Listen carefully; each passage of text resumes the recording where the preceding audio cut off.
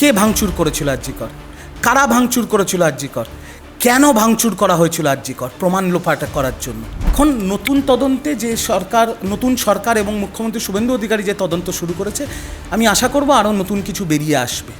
আরজিকরের সময় আমি বলেছিলাম, আমাকে 2 মাস টিভির থেকে সাইড করে দিয়েছিল, বলেছিল অত যদি কনসাস থাকে তাহলে দল করতে হবে না, সাইডে যাও।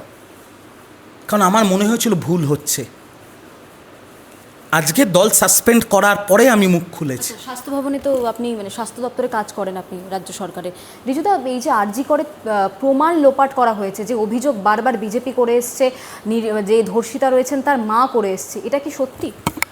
আমি যেহেতু এখন বাংলার মুখ্যমন্ত্রী এবং বাংলার শাসক দল বিজেপি বলেছে আরজিকরের সব ফাইল খুলবে, সেখানে আমি দেখলাম পানিহাটির বিধায়ক এবং অভয়ার মা তিনি বলেছেন যে কোর্টে গিয়ে পানিহাটির এক্স বিধায়ক নির্মল ঘোষের নামে একটা তিনি কমপ্লেন করেছেন যে জোর করে তার মেয়ের মৃতদেহকে দাহ করা হয়েছিল।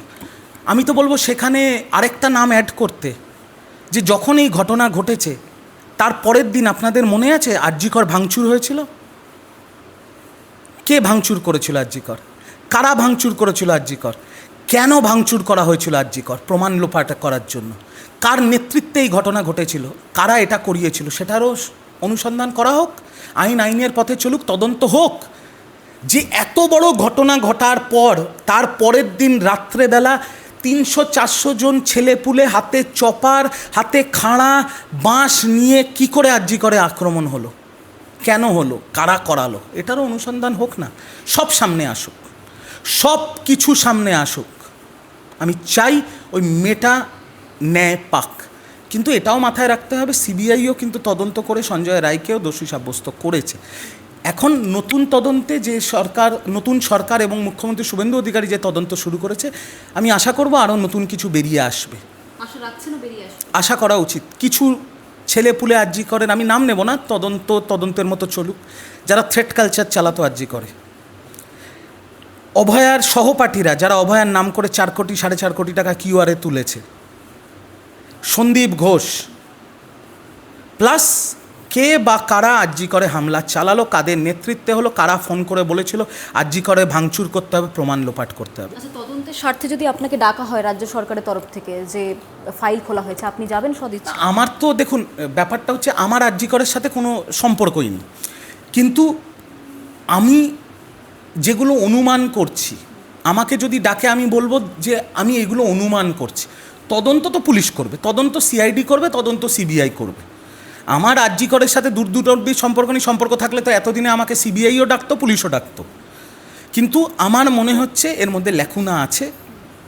বাংলার মুখ্যমন্ত্রী শুভেন্দু অধিকারী ফাইল খুলেছে, ফাইল খুলুক। কিন্তু যে ব্যাপারটা নিয়ে আমি দেখলাম এতদিন কোনো আলোচনা হচ্ছে না, আমি বাংলা হান্টের পর্দায় প্রথম জানালাম যে আরজিকরে যে হামলাটা হয়েছিল প্রমাণ লোপাটের জন্য, কার নেতৃত্বে হয়েছিল, কেন হয়েছিল, কারা করেছিল। সিবিআই কিছু অ্যারেস্ট করেছে, কিছু নেতাদের যারা ওই ক্যান্টিন ফ্যান্টিন ইত্যাদি চালাতো। আরও গভীরে যেতে হবে, মূল মাথাদের ধরতে হবে।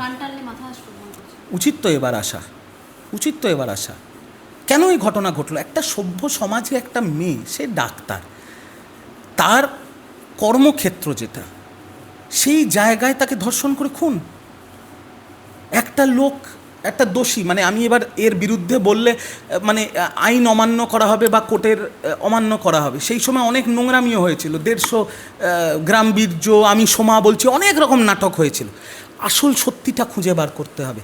কারণ আমার কাছেও একটা ধোঁয়াশা যে একটা মেয়ে কাজ করছে, একটা ইয়াং মেয়ে, সে ডক্টরস রুমে গিয়ে রেস্ট নিচ্ছে, একটা জানোয়ার রাতের অন্ধকারে ঢুকলো, ধর্ষণ করে একটা মেয়েকে খুন করে নিল। তদন্ত সিআইডি করছে, তদন্ত সিবিআই করছে, আর পুরোটা supreme court monitor, high court monitor. আমার তো বলা কিছু সাজে না। আমি আশা করব সত্যিগুলো বেরিয়ে আসুক। আরও ভালো ভালো খবর দেখতে সাবস্ক্রাইব করুন বাংলা হান্টের ইউটিউব চ্যানেল। বাংলা হান্টের আরও খবর দেখতে নজর রাখুন। বাংলা খবর মানেই বাংলা হান্ট।